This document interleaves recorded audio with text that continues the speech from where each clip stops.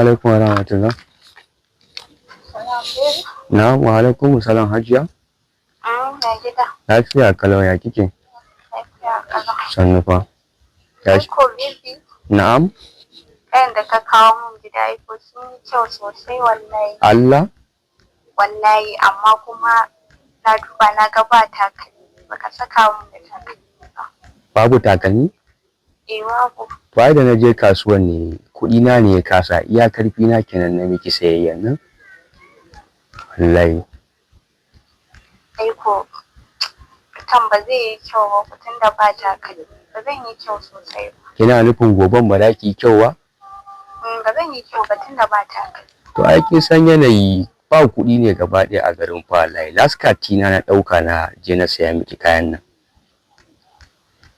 Shine baka siyan mun takalman ba? Wallahi kuɗin ne ta kasa na ce ba mamaki ko baba ya saya takalmi. To ko baba bai siya ba ai kai za ka siya. Yayi to amma kuma babu ne kin san duk da cewa ma fa ni ma na ɗebi wani percentage ne dan ba haiki na bane kawai gani yayi ya dace in saya miki shi yasa da na je na siya amma kuma kuɗin bai kai ba nan sai takalmi shi yasa na hakura.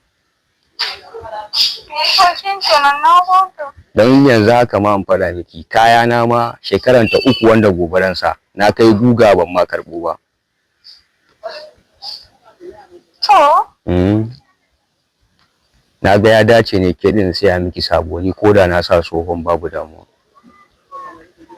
Kenan in sa slippers? A'a bai kamata ki sa slippers ba. A dai duba ne ba dai gagara ba ai ko? Duk da haka dai ka san dai ba zan yi kyau ba kuma ka ce kana so in ga kowa kyau. Gaskiya na faɗa ka ki dai duba dai ki gani ko dadi ki masa magana mana in ya so sai ku je kasuwa ya saya miki. Shi kenan ba mun. To ba damuwa thank you. Na gode. Yawwa sai an ji.